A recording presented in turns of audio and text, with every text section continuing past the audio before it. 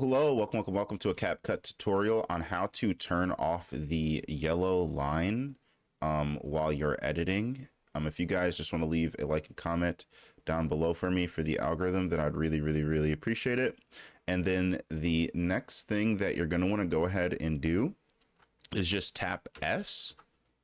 And then as you see, the yellow line will disappear and you will not have to go ahead and deal with it anymore. And what I think that this does is it just previews the how do I put it, whatever video that you have in your timeline. So as you see, when this yellow line is on, it shows me what's in my timeline while I'm moving it, and then when I press S, it doesn't do that.